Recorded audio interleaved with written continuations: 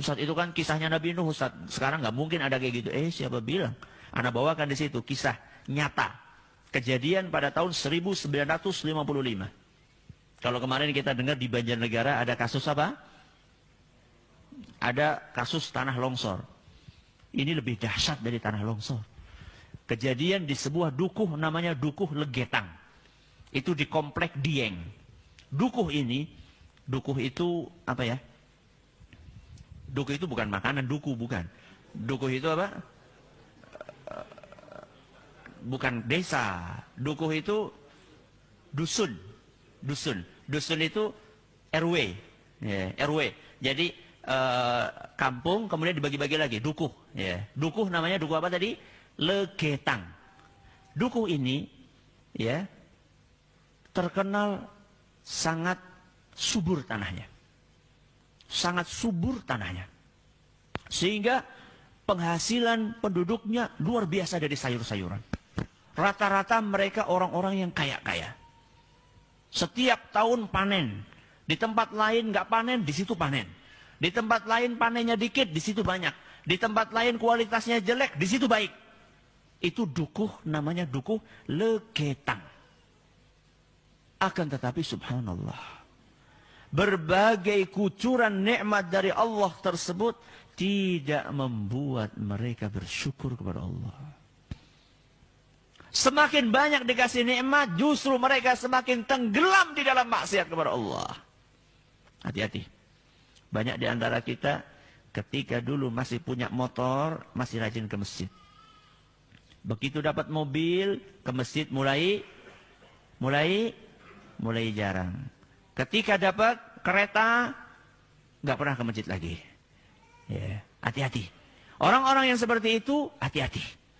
Makanya orang-orang Dukuh Legetang, ketika mereka mendapatkan nikmat dari Allah, bukannya semakin taat kepada Allah, semakin banyak maksiat. Yang namanya judi, perzinaan, bahkan sampai zina dengan ibu mereka sendiri. Na'udzubillahi min dzalik. Dan setiap malam selalu mereka nanggap lengger.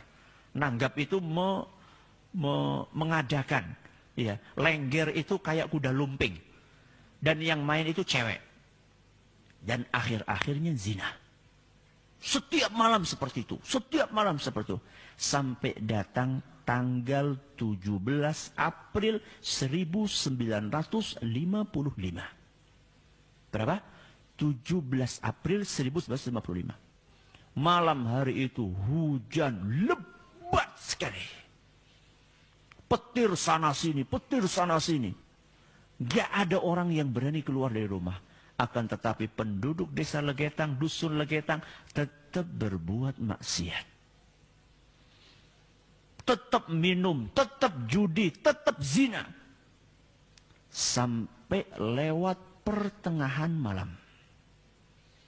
Ketika lewat pertengahan malam, hujan berhenti.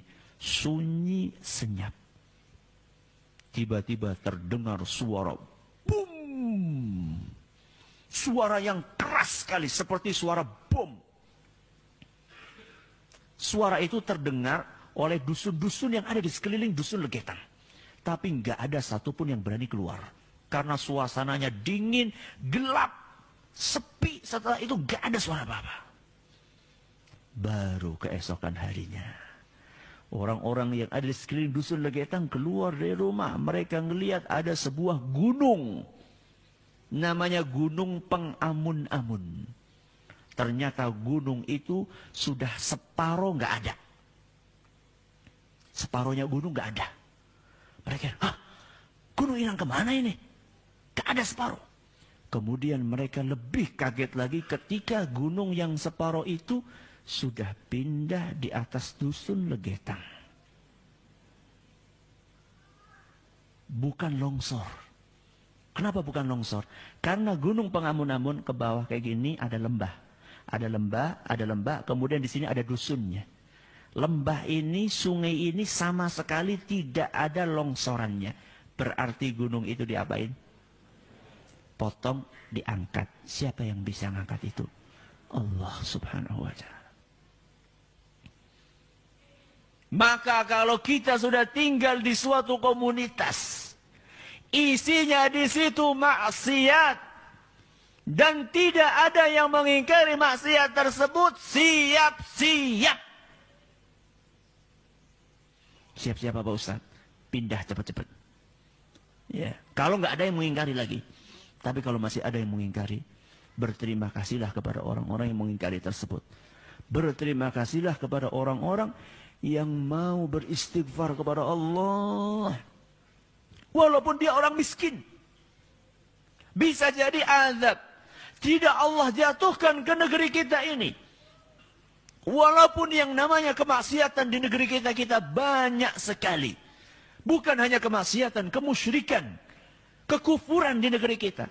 Mungkin Allah belum jatuhkan azab kepada negeri kita ini secara umum.